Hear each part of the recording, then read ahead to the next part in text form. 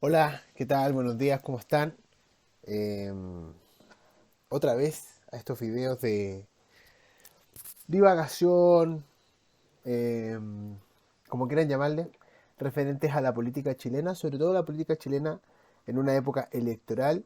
Estamos ya con nuestros candidatos presidenciales inscritos, candidatos presidenciales que son 8, de los cuales 5 se repiten el plato y 3 son nuevos. Estos son Harold May Nichols, Johannes Kaiser y la candidata Jara. Y a su vez los 5 ya que ya viejos conocidos, Matei, que fue candidata presidencial, precandidata presidencial en, los 90, en el 94, donde fue este famoso caso Kioto con Sebastián Piñera, luego candidata presidencial de emergencia el año 2013, en donde llega a segunda vuelta y pierde frente a Bachelet, es decir, ha querido ser presidenta por lo menos desde hace unos 30 años atrás. Tenemos también a Meo, que ya es candidato desde el año 2009, un viejo habitual, un viejo habitué para este tipo de congregaciones. José Antonio Caz en su tercera candidatura, Parisi en su segunda candidatura y Artés también en su segunda candidatura. Yo quizás la reflexión más importante de esto es qué tan poca renovación presidencial tenemos, esta escasez de creatividad que existe en torno a los políticos. O sea, no puede ser que tengamos un candidato a presidente 5 veces continuas. Ya parece una broma de mal gusto, no solamente porque hay un problema en el sistema político o en la población que patrocina este tipo de candidatura, o bien hay un problema en el sujeto que piensa que puede ser candidato a presidente 5 veces. Quizás pueda existir un exceso de egolatría de su parte, lo que parece ser evidente en el caso de Meo, o bien también un premio a la astucia. ¿Ah? Y quizás eso sea lo último. El sistema permite hacer estas cosas y por tanto esas cosas se hacen. Esto es como lo que me recuerda el debate actual de la inteligencia artificial, en donde se le consultaba a un experto, esto por el diario, por supuesto, y le preguntaba, bueno, ¿cuál es el límite de la inteligencia artificial? Y él decía, no tiene, todo lo que se pueda hacer en inteligencia artificial se va a hacer. Quizás la misma respuesta haya que tener en política, todo lo que se pueda hacer en política se va a hacer.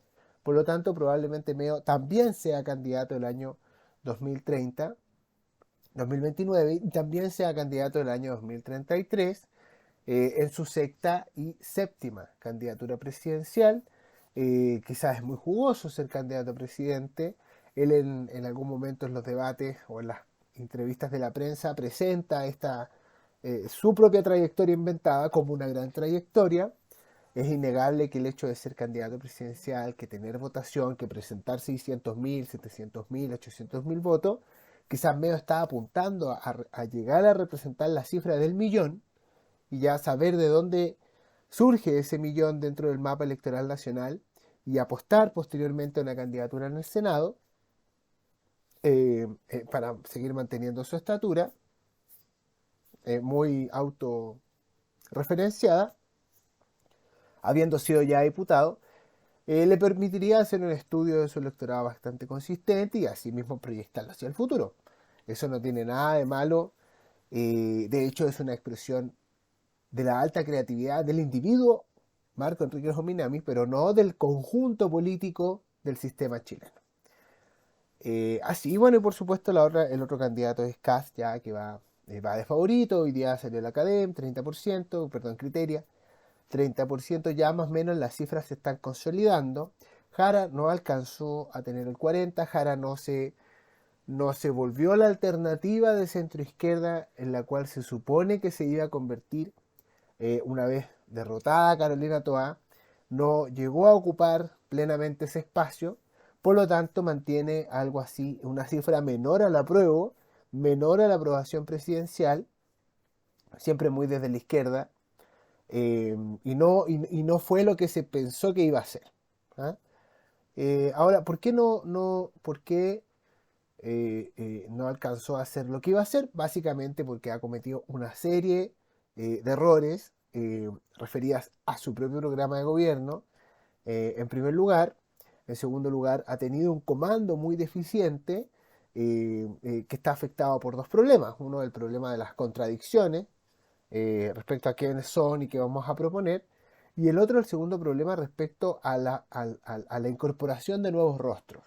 Jara no, después de este momentum que tuvo en la primaria, posterior a su triunfo, estas semanas de candidata sujeta en gracia, envuelta en esta aura del poder, que en las 2 semanas previas al 30 de junio y la semana siguiente a su triunfo, no alcanzó a capitalizar nombres propiamente tal, no alcanzó a adquirir miembros para su comando. Quizás no estaba tampoco pensando en eso, y más estaba preocupada de continuar este gran acto performático que era el fenómeno social de las redes sociales de la Jaraneta. Entonces, enfocó su esfuerzo en consolidar su posición mediática, pero no consolidó sus esfuerzos en consolidar su posición política.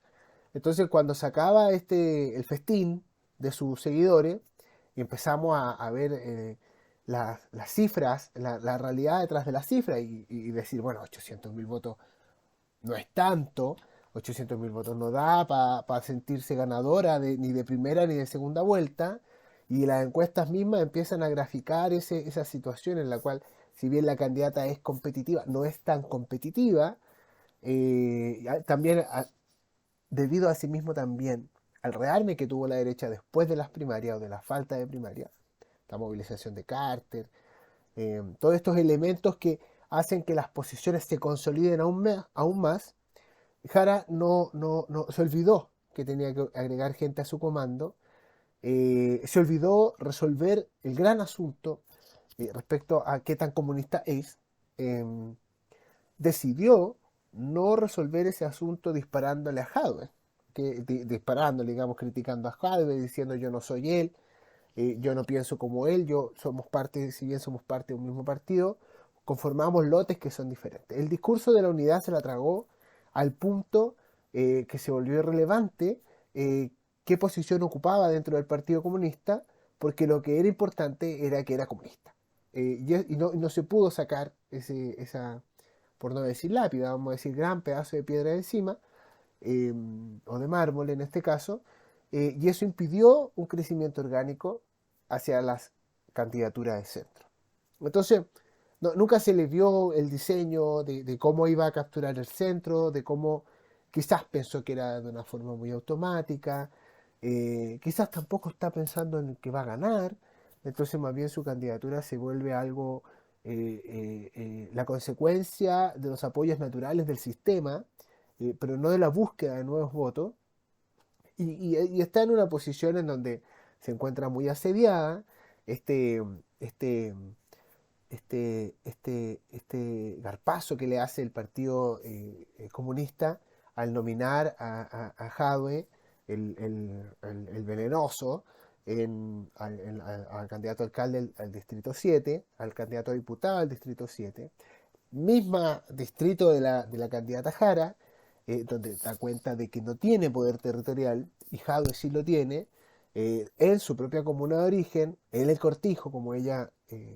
señala como su cuna, claro, da cuenta de que el peso de Jara en el partido no es el suficiente como para bloquear, sacar, mover, redirigir a las fuerzas dentro del partido o a los elementos que a ella no le gustan del partido. Por lo tanto, es una expresión de liderazgo que no tuvo y que al mismo tiempo es expresión de la esfera más débil, de una de las esferas más débiles de la candidata en términos políticos, no en términos coyunturales ni en términos mediáticos. Sigue siendo muy fuerte, eh, sigue bailando, digamos, y sigue la gente muy alegre porque baile.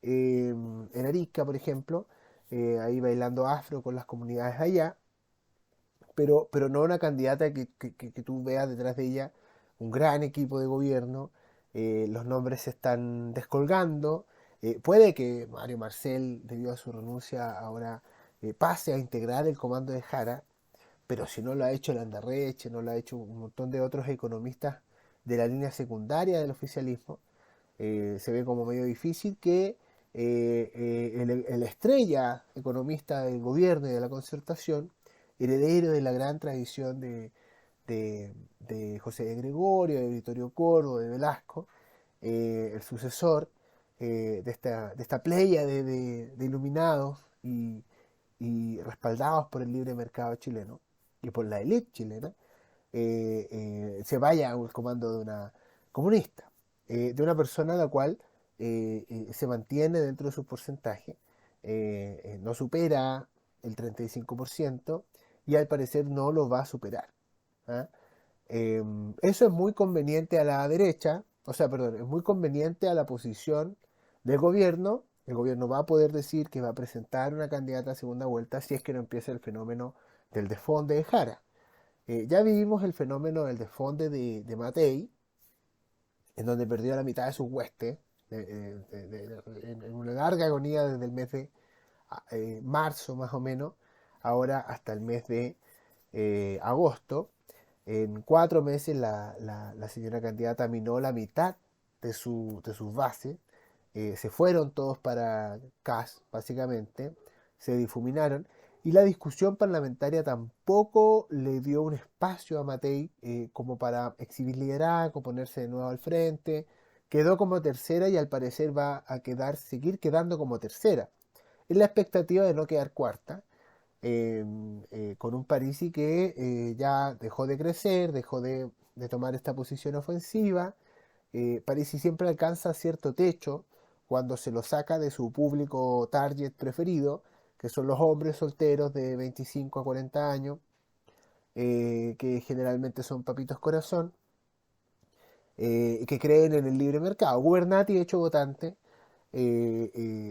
Parisi no tiene diálogo, no tiene formas diplomáticas, no tiene palabras, no tiene expresiones para involucrarse con otro tipo de público. No es capaz de sentarse en una mesita con señoras de tercera edad pertenecientes a una junta de vecinos de un municipio semiurbano, como por ejemplo cualquier municipio campesino de Chile, Chimbarongo, Rengo, Requinoa, Lolol, Doñihue, San Vicente de Tahuatahua, etcétera,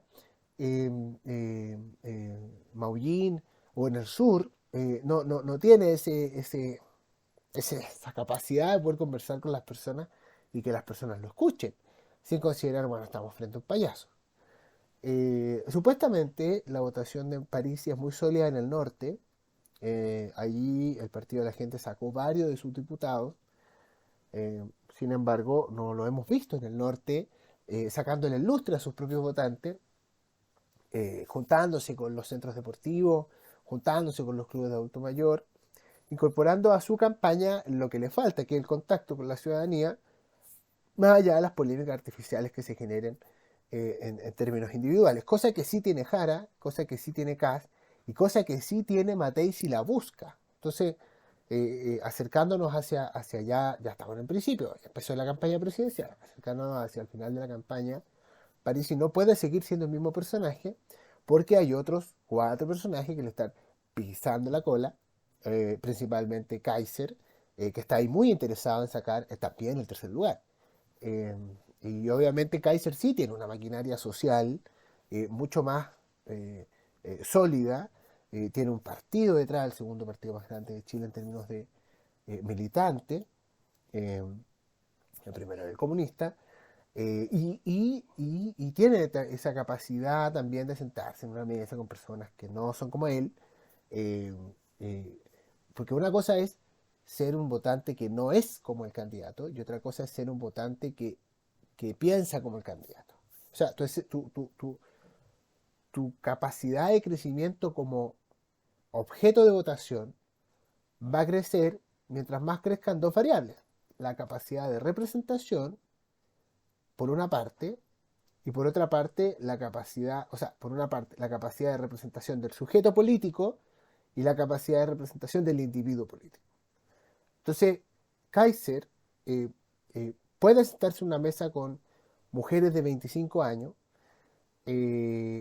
porque él está en contra de la delincuencia. Entonces puedes sentar en una mesa a 25 víctimas de actos delictivos y decir que empatiza con ella. Y ella decir que pensamos que las propuestas de Kaiser son las adecuadas para el ejercicio político, para que él sea presidente.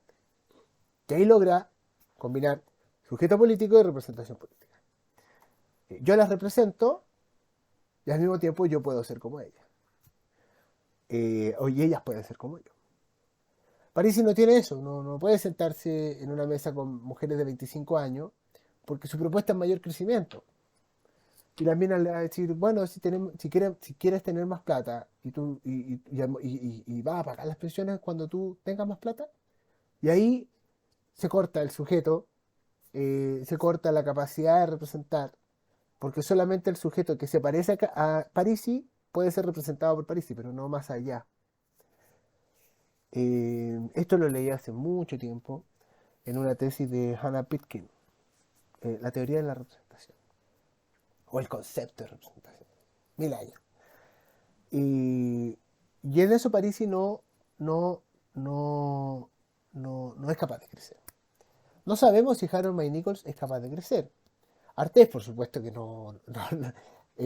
su pensamiento lo impide salir más allá. No sé si tiene también la vocación de ir a perseguir a Jara y decirle a Jara, mira, yo soy la verdadera izquierda y tú eres una vendida al empresariado porque firmaste, por ejemplo, el aumento de cotización de la AFP del 10 al 16%. Entonces la AFP van a pasar de administrar 270 mil millones de dólares a pasar a administrar 450 mil millones de dólares en 10 años sin que cambien los nombres de los gerentes de la AFP. Entonces la plata de todos los chilenos va a seguir en manos de los Mates, va a seguir en manos de los Guilizalti, va a seguir en manos de los Morenos, en manos de los, no sé, pues de cualquier tipo de familia que a ti se te ocurra, que sean parte de las 100 familias que gobiernan este país. No, los Jurasek, los Larraín Vial, bla, bla, bla, bla, bla. Entonces, yo creo que Arte es muy pajero en ese sentido como candidato, porque no ha formulado esa crítica. O sea, sería un candidato activo si se pusiera a estudiar, tal como Gabriel Salazar, las familias dominantes de la élite y de la oligarquía chilena y la individualizara, le pusiera nombre de empresa y le dijera, oye, Jara, muy simpática serás tú, muy política de acuerdos que querrás, pero vaya en consecuencia a ser comunista sentándote a la misma mesa que Leonidas Vial, ex presidente de Colo Colo, persona a la cual su lucha societaria con Aníbal Mosa tiene a Colo Colo donde está, por ejemplo, y que fue denunciado por la Comisión de Mercado Financiero, o don José Jurasek, o etcétera, etcétera, etcétera, etcétera. Cualquier empresario, bueno, hasta el mismo Juan Sutil salió en la foto con Jara, entonces por favor, o sea, hay material para decirle a ella que no es tan de izquierda. Pero Artés no lo va a hacer. No sé, tampoco tiene lista. Quizás es porque Artés no tiene lista parlamentaria incorporada. Entonces, él puede seguir siendo él, igual que Meo, digamos, no le debe nada a nadie. Lo mismo Harold May Nichols. Son sujetos que se representan a sí mismos, no tienen otro tipo de, de obligación. No están sujetos a la representación de una colectividad, sino que es la suma de sujetos los cuales se observan en su espejo como candidato, pero ellos no representan un partido, no representan ideas, no representan colectividades, porque tampoco tienen listas parlamentarias, entonces no tienen la necesidad de colectivizar su pensamiento. Eso en cuanto a nuestros candidatos presidenciales. Algo dijimos ya de Jara, que Jara está media golpeada por la realidad, quizás se entusiasmó mucho consigo misma, se le olvidó estudiar la astucia y la sagacidad de la política nacional. Nunca olvidar que Chile salió de una dictadura mediante una votación. Nunca olvidar que Chile es una congregación portaliana y es una lucha de sujetos y grupos que tuvo guerras civiles, bueno, que tuvo el golpe de Estado, pero de maneras extremadamente particulares. Y quizás a Jara le faltó un poquito de eso, le faltó pensar que con votos no bastaba, sino que también bastan equipos, bastan palabras, bastan referencias, bastan las fotos, necesita con quien reunirse y necesita generar interlocutores, porque Ahora tiene de líder económico a un cabro que Bome, Nicolás Bome creo que se llama, o Beme, que nadie sabe mucho quién es, que su trayectoria solo en este gobierno, que el diario financiero tiene que preguntarle a la gente quién es, de dónde salió y qué hizo, cuáles son sus ideas, para poder hablar de economía. Siendo que economía es la segunda prioridad de, eh, de la sociedad, de acuerdo a las encuestas. Lo mismo le ocurre con seguridad, no tiene un interlocutor, un sheriff o alguien, o una sheriff, para poder conversar públicamente respecto a qué vamos a hacer en seguridad y cómo vamos a controlar a los delincuentes. CAS sí lo tiene. Y esa es de hecho, CAS ahora sacó su plan económico, que la polémica que generó fueron dos. Una del autopréstamo, que él busca sacar el autopréstamo, pero esa no es una discusión propiamente económica. Si bien se relaciona con la economía de los hogares, no se relaciona con la economía como sistema, porque forma parte más bien de un aspecto prestacional del Estado, porque estamos hablando de un presupuesto estatal, de un préstamo estatal.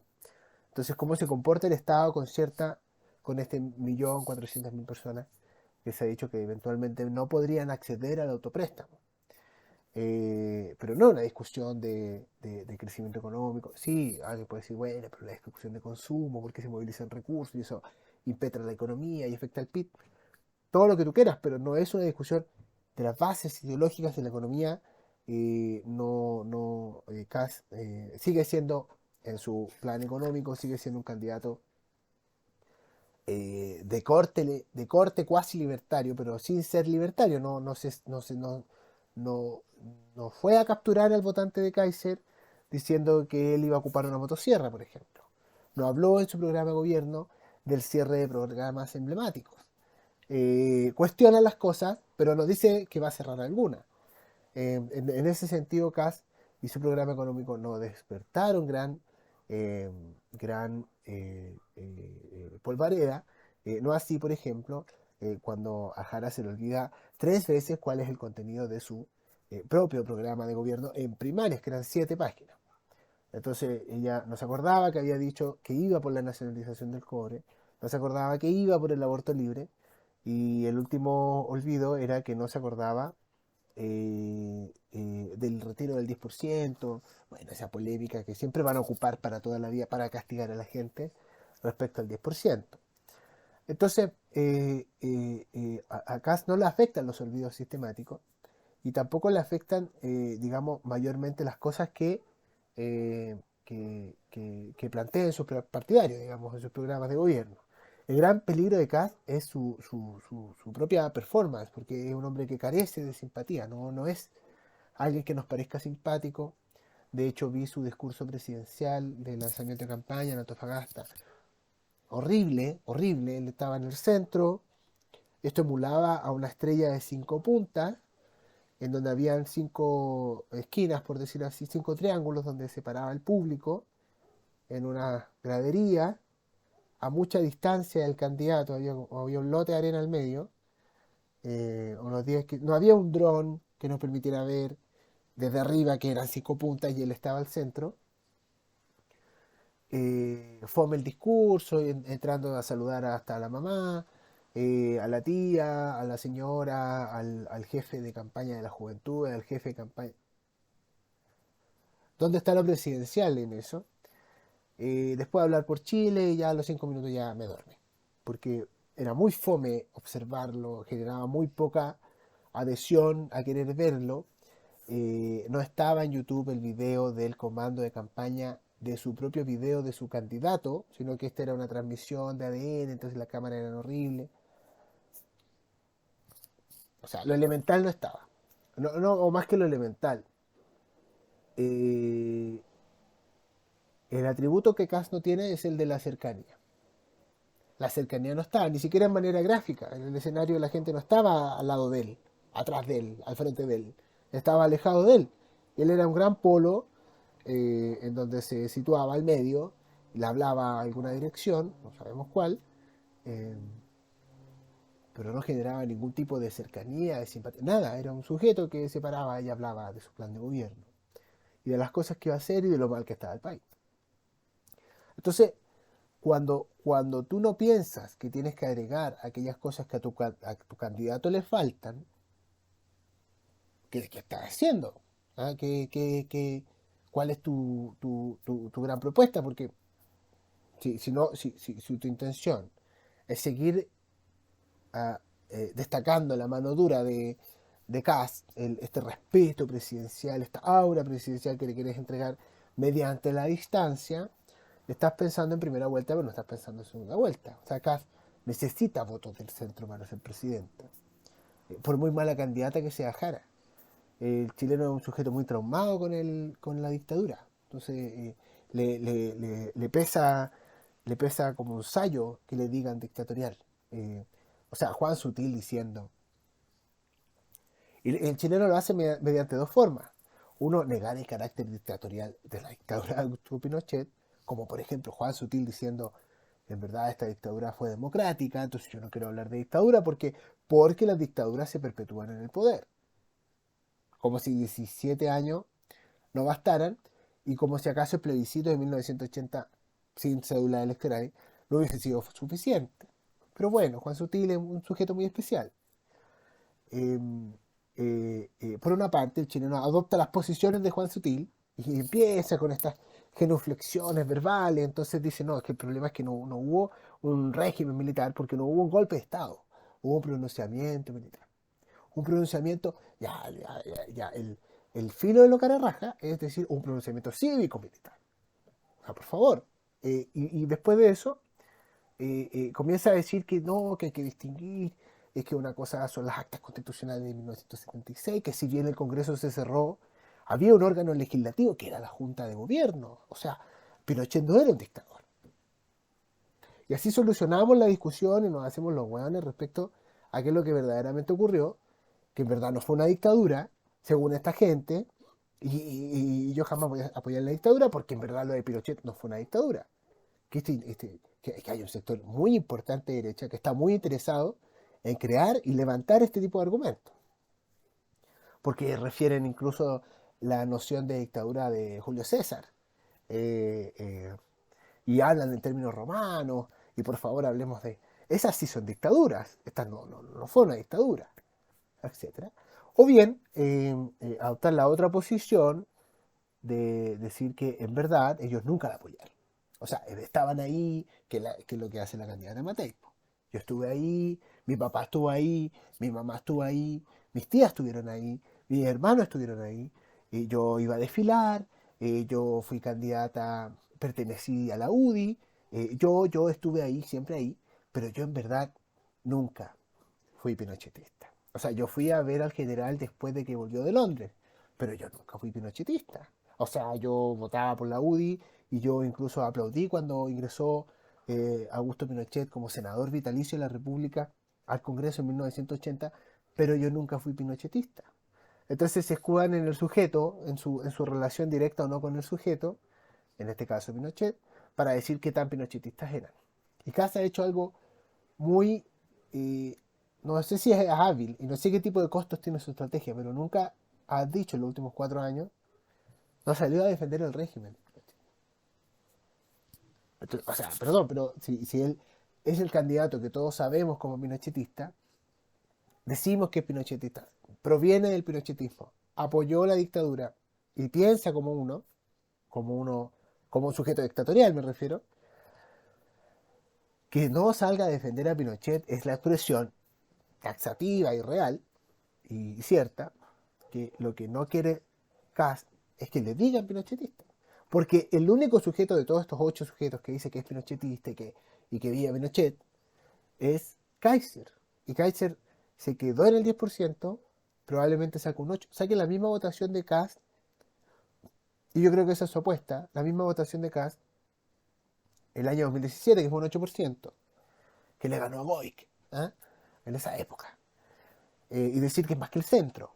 Que es una muy buena posición, porque un 8% es casi 1 millón de votos, poco más. Y bueno, y Kaiser diciendo yo represento a 1 millón de personas, espérate. O sea, 1 millón de pinochetistas en Chile hay, y van a votar por él en primera vuelta. Entonces, el único sujeto que dice que es pinochetista, así se cierta, lo afirma y lo reafirma y ya, y pone la foto de Pinochet en donde sea, y lo alaba, es Kaiser. Pero Kaiser tiene un 10%. Entonces tenemos un problema nosotros con Pinochet, porque Pinochet, no estoy hablando como un sujeto etéreo, Juan Sutil, nos gusta sus políticas económicas, es un gobierno de luces y sombras, como dijo en algún momento Lawrence Goldberg, cosa que lo dinamitó como candidato, allá en el lejano 2013, eh, y hay cosas que hay que rescatar y otras cosas que no hay que rescatar, y Chile pudo salir adelante a pesar del pésimo gobierno comunista que hubo en la época, el socialista de Salvador Allende, en donde habían listas de esperas para comer, perdón, listas, filas para comer, para el pan, pero no soy pinochetista. Y el 90% del país es así, o sea, entre opositor a Pinochet y renegador de Pinochet. Entonces, obviamente, Kast no se ha pronunciado, no sé si se va a pronunciar, no sé si en los debates, no lo hicieron el año 2021, no le sacaron palabra a Kast defendiendo a Pinochet durante los debates presidenciales. No, el periodismo no fue capaz de eso. Ni la Maca Pizarro, ni la Connie Santa María, ni Matías del Río, ni Ramón Ulloa, ni todos estos estelares que ponen ahí para ese tipo de debate, fue capaz de sacarle a Kast, que es el pinochetista por esencia, decirle que él era pinochetista, o que él pensaba que Pinochet había hecho las cosas bien. Habla del gobierno, porque incorpora el elemento de Jaime Guzmán. Eso es una habilidad de Kast, en el sentido de que cuando le dicen dictadura, no, Jaime Guzmán, y lo pone al frente.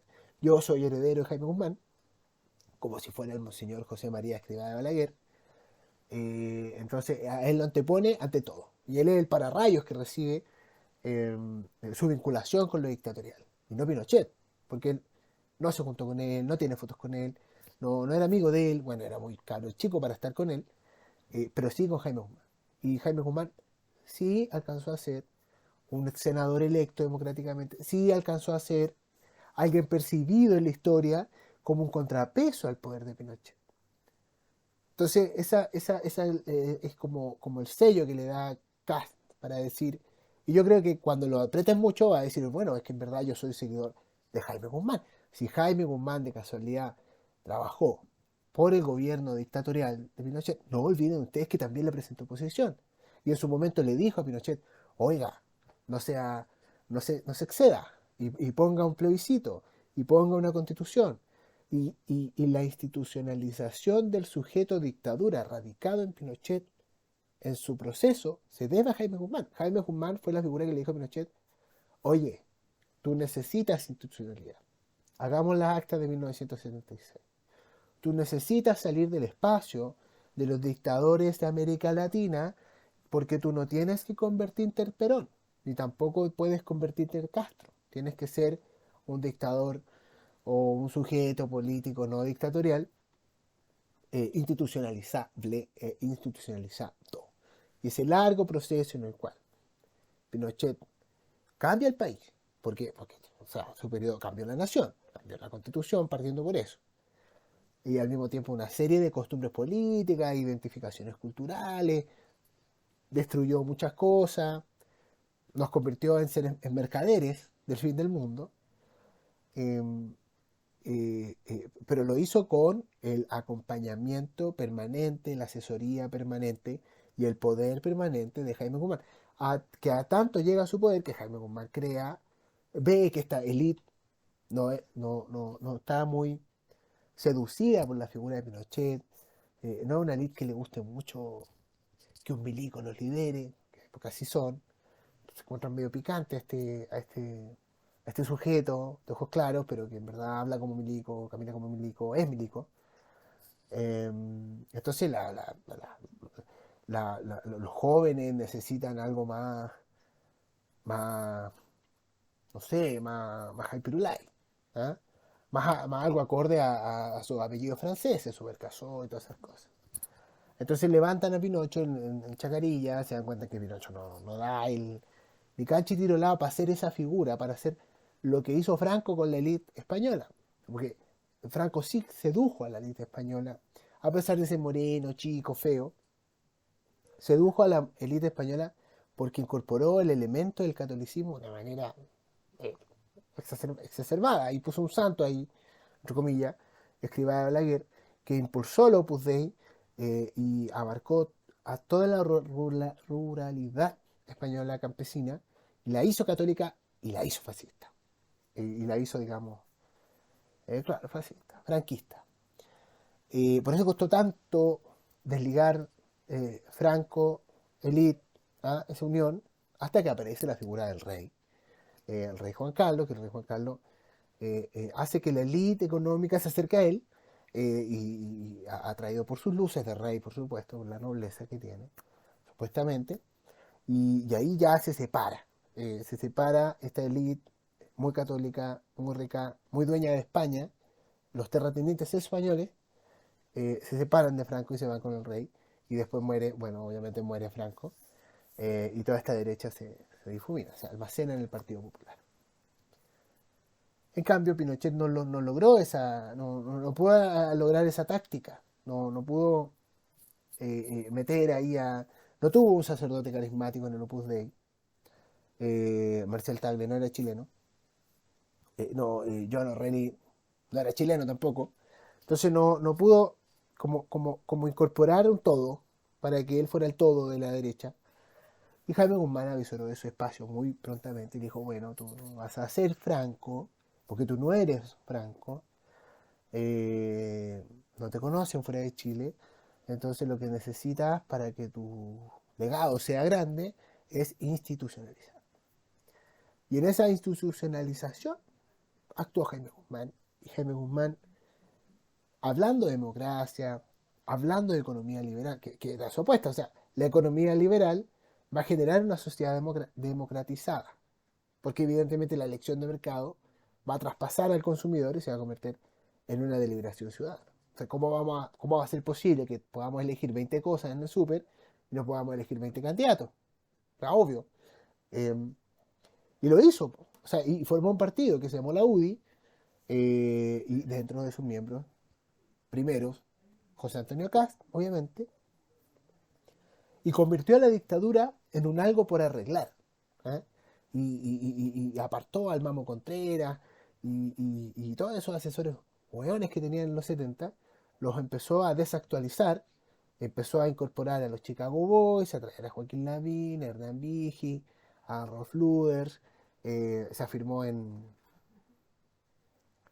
Castro, siempre se me olvida el nombre de ese hijo, bueno, Carlos Cáceres, Fernández, y había el de Castro, que no me acuerdo el nombre, y empezó a propiciar un elemento civil por sobre el militar, bajo el mismo esquema con el cual se inicia la dictadura, porque la dictadura en un inicio, y este es el argumento del pronunciamiento cívico-militar, que la mitad de la DC estaba metida detrás de Pinocho, y le prestó apoyo a Pinocho. De hecho, este Premio Nacional de Historia, que se llama,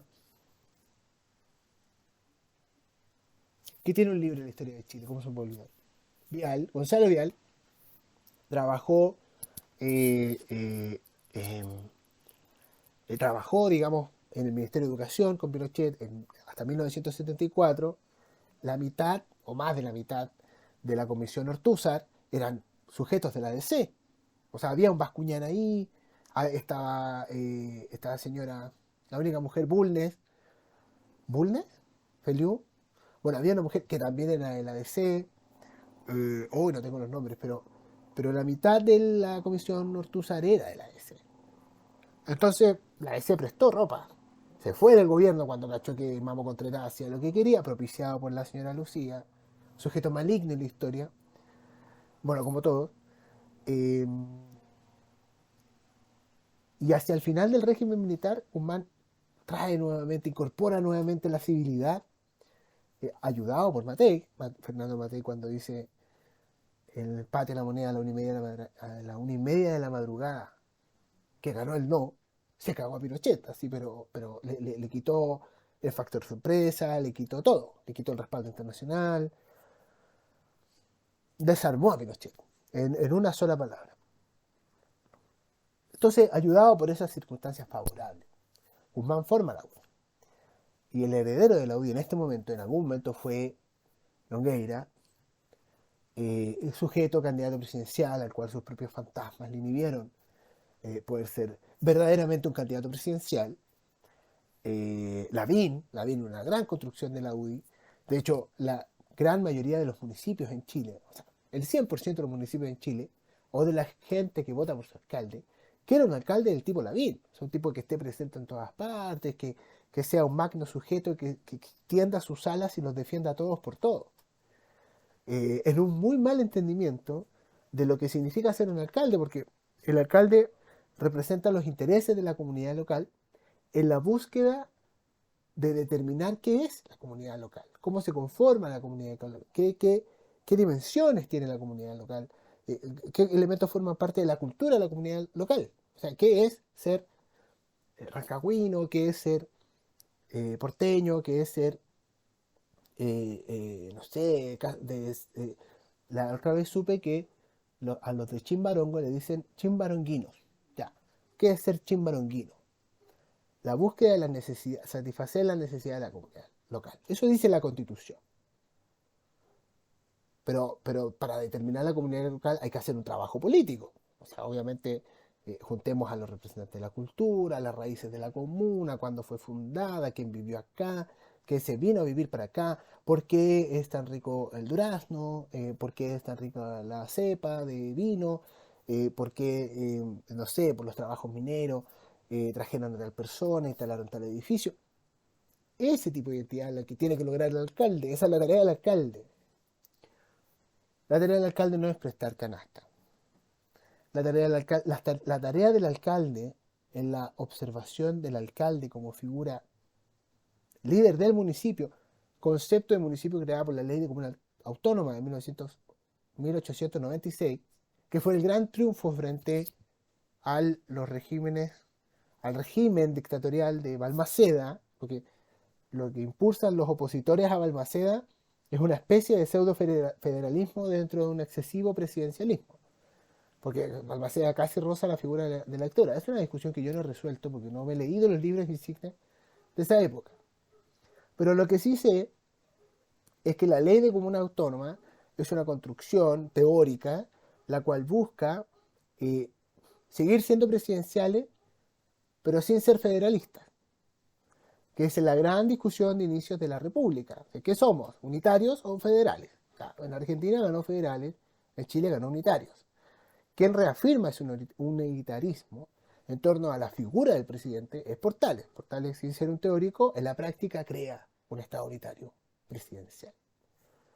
Cosa que gusta mucho a los chilenos, porque los chilenos siempre tenemos un romance con la autoridad y con la gente que habla fuerte y con lo dominante. ¿Ah? Como que a la gente le excita que alguien diga qué es lo que hay que hacer.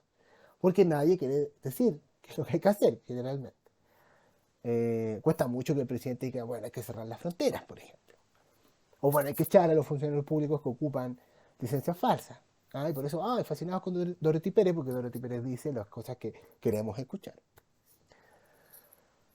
Entonces, la ley de comuna autónoma es una oposición al sujeto gobierno central en búsqueda de los intereses de la determinación, de los intereses de la identificación de intereses de la localidad. Esa es la creación de la ley de comuna autónoma. Ya, Lavín toma eso, Lavín y sus sujetos, y lo vuelve un prestador de servicio. Y lo vuelve un prestador de asesoría, un prestador de búsqueda de recursos, un prestador de seguridad ciudadana, un prestador de cosas que no están amparadas por el constituyente. Porque no está amparado por el constituyente siquiera que los inspectores municipales tengan armas. Porque no pueden constituirse en una policía municipal, porque no somos un país federalista. O sea, toda la lógica del municipio de Lavín y de esta creación del municipio ciudadano, que es lo mismo que hace Tomás Bodanovich. O sea, Lavín es un Tomás Bodanovich más joven y mino. Pero la búsqueda de satisfacer los mismos intereses políticos de los individuos de su municipio, no de las colectividades. ¿Por qué no le pueden pasar armas a los intereses municipales? Porque no somos un país federalista, somos un país unitario. O sea, pasarle armas a los municipios va a hacer que cada municipio cree su propia guardia pretoriana y debido a la enorme desigualdad de este país vamos a tener 4.000 patrulleros municipales en Las Condes, armados, pudiendo hacerle oposición a la guarnición de Santiago, y vamos a tener 20 sujetos armados en la comuna de Pica, en el norte, para combatir lo que en verdad nos interesa combatir, que es el control de la frontera, o de Ollague, no sé. Esa es la lógica que hay detrás del constituyente que arma Jaime Guzmán. Y Jaime Guzmán antepone la palabra satisfacción de necesidades, no representación de la identidad, sino satisfacción de necesidades para que el alcalde agarre, agarre, agarre, agarre. Gran signo de eso el señor Lavín. Disculpen este disclaimer gigante, pero era necesario ya. Entonces viene Lavín, gran sujeto de la UDI, luego viene Longueira, gran sujeto de la UDI, y ahora viene el tercero que es Kass, porque es un hijo de la UDI, un heredero de las tesis guzmanianas, eh, pero sin la UDI, ¿ah? Porque él busca formar su propio partido. O sea, y de hecho forma su propio partido. Republicanos es el sexto partido más grande de Chile. Me llamó la atención que tuviera pocos militantes. Yo pensaba que tenía más, pero no, tiene 18.700 militantes. O sea, nada en comparación a los como 100.000 que tiene el Partido Comunista y a los 70.000 que tiene el Partido Libertario. En todo caso, todo militante del Partido Libertario es un potencial militante del Partido Republicano. No sé si al revés.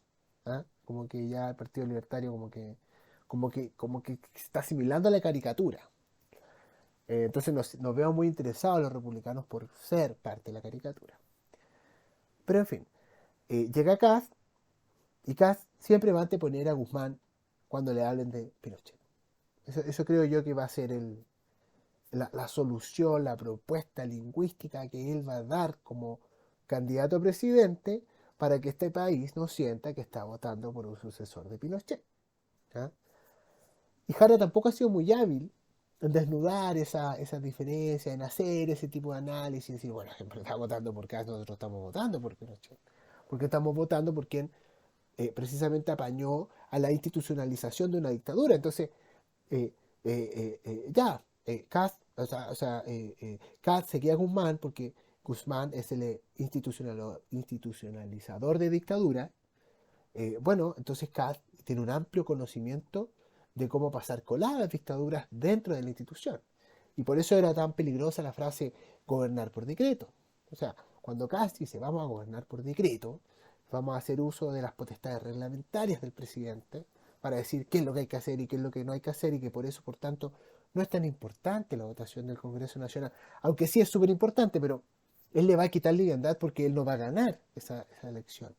Es muy poco probable que el Partido Republicano sea la primera fuerza, como quiere que le pase a Milei, ahora que Milei ahora tiene la cagada por estos sobornos farmacéuticos, pero es poco probable que el Partido Republicano desplace RN. Y al mismo tiempo es poco probable que la derecha, que no es Chile Vamos, le gane a la derecha que es Chile Vamos dentro de la Cámara de Diputados. Y también es poco probable que la derecha en su conjunto alcance los 4/7 para poder cambiar la constitución. Entonces, para no llorar cuando eso ocurra, Kass retrocede un poco y dice, bueno, pues no es tan importante el Congreso, entonces mejor gobernar por decreto. Y ante esa manifestación como un pulpo que surge del océano, digamos que tiene un aletazo al cielo, pues sabemos que abajo alberga un monstruo, fue una polémica. 3, 5 hueones diciendo, uy, qué peligroso, uy, qué autoritario, uy, qué... Pero nadie se fue a estudiar qué significaba eso. Nadie fue a decir, bueno, sí, efectivamente las potestades reglamentarias del presidente que Kast puede poner en riesgo son las siguientes. 2 puntos. La entrega de la píldora del día después. No lo sabemos. La reglamentación de la ley de aborto, porque la ley de aborto consiste en una modificación del Código Sanitario. Está en peligro por sus potestades reglamentarias, porque ya tenemos el amparo de la libertad de conciencia y por eso la Universidad Católica, la institución Universidad Católica, sus dependencias de salud, sigue recibiendo recursos públicos a pesar de que ninguno de sus médicos practique el aborto. Entonces igual eh, pueden, por secretaría, por práctica, por leguleyada, sacarse el aborto de encima. No lo sabemos, no hay ningún miembro del comando de Jara averiguando las vulnerabilidades que consiste en una actuación del gobierno de Kast mediante decreto. No, nadie en el comando de Jara conoce los límites de la potestad reglamentaria de Kast como presidente. Entonces, si la candidata tiene financiamiento para eso, tiene un equipo para eso, fue electa por parte de la ciudadanía, 800.000 personas en particular, que la votaron para que ella fuera la candidata a presidenta, pensando que probablemente su mayor contendor iba a ser un fascista. Bueno, ¿por qué no estamos estudiando la manera en que este fascista va a afectar nuestra vida? ¿O no? Porque si nos vamos a ir meramente a lo performático y decir, ay, qué autoritario. Resulta que vivimos en un mundo en el cual está gobernado por autoritarismo. O sea, Putin es autoritario. Xi Jinping, Winnie the Pooh, es autoritario. Bukele, que es el político más admirado según los chilenos, hacia afuera, es autoritario. Trump es autoritario. Bolsonaro era autoritario. Ahora, arresto domiciliario por poner en peligro la democracia brasileña. Milei es como medio autoritario. Yo no creo mucho ese mote. Yo creo que Milei es más astuto que autoritario. Es muy, muy astuto. Y el peronismo no le sabe hacer frente sin ocupar la medalla o la moneda del autoritarismo. Entonces, ser más o menos autoritario en un mundo autoritario no es tan grave. Pero ser más o menos pinochetista en nuestra historia, eso sí es grave. O sea, no podemos perder las libertades públicas porque el gobierno de Kast se va a pinochetizar. Entonces, ¿y cómo detectamos los peligros? O sea, hay que diferenciar los peligros del totalitarismo, los peligros del autoritarismo y los peligros del pinochetismo. El pinochetismo ya hay, señora Jara, conviértelo en una categoría propia dentro de las particularidades de las dictaduras del mundo, porque, oh, sorpresa, efectivamente es la única dictadura que ha salido votada, sufragada, plebiscitada del poder. Entonces, si es tan especial la historia de Chile, si es tan especial la conducta política de Chile en el marco latinoamericano, bueno, identifiquemos esas conductas particulares y convertamos al pinochetismo en particular en un gran fantasma que alimenta las energías de este monstruo que se llama Kast. Y revisemos con detalle de qué manera las potestades reglamentarias del presidente Kast,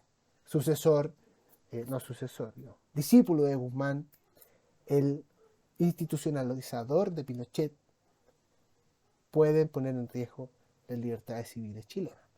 País, por lo demás, que es extremadamente democrático. O sea, a mí me encanta Chile porque me encanta Chile. Soy chileno, obviamente, me gusta Chile. Ya cerca del 18.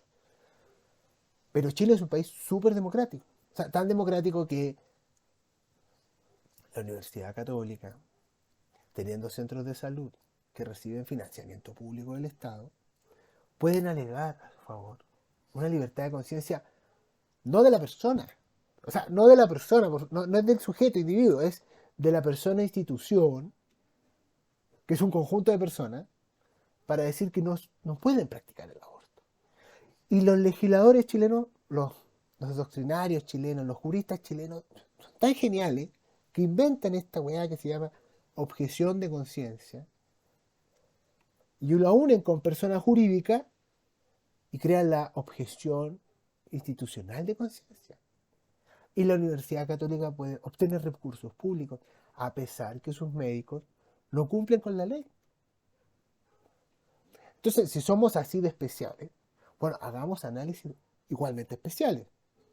Y eso no se ha visto por parte de la candidata Jara, porque no ha determinado bien los peligros de vivir bajo este pinochetismo especial, que no requiere ser tan verbalizado, que es más bien subterráneo, porque por algo se sostuvo 17 años en la nación. Que más de los bloqueos, de las separaciones.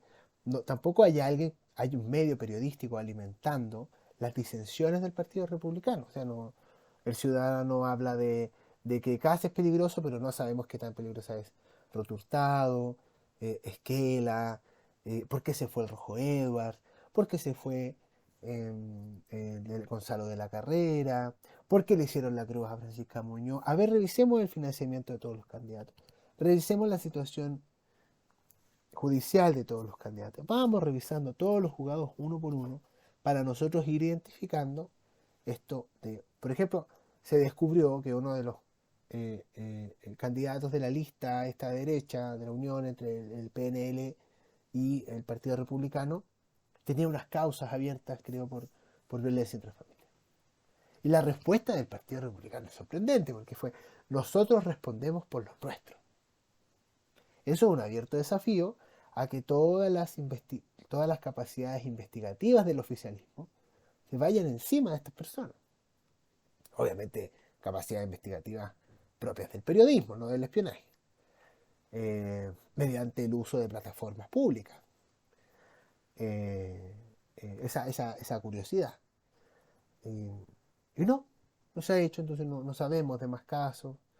Concepción es un área bien rara, bien turbia. Muy raro Concepción. Bueno, desde siempre, pues allá apoyaron a los realistas. ¿Ah? ¿Qué le vamos a hacer?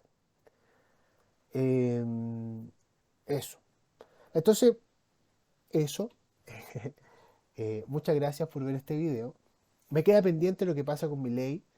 El 7 de septiembre hay votaciones legislativas locales y el país federal tiene un montón de instituciones que representan el interés público. Y el 27 de octubre tiene votaciones federales, electorales, digamos, de carácter eh, municipal y legislativo. Perdón, legislativo porque cambia la Cámara de Diputados y cambia la mitad del Senado. O un tercio del Senado, sí, los senadores duran 6 años. Cada 2 años hay votaciones de un tercio del Senado. Y cambia la mitad de la Cámara de Diputados también.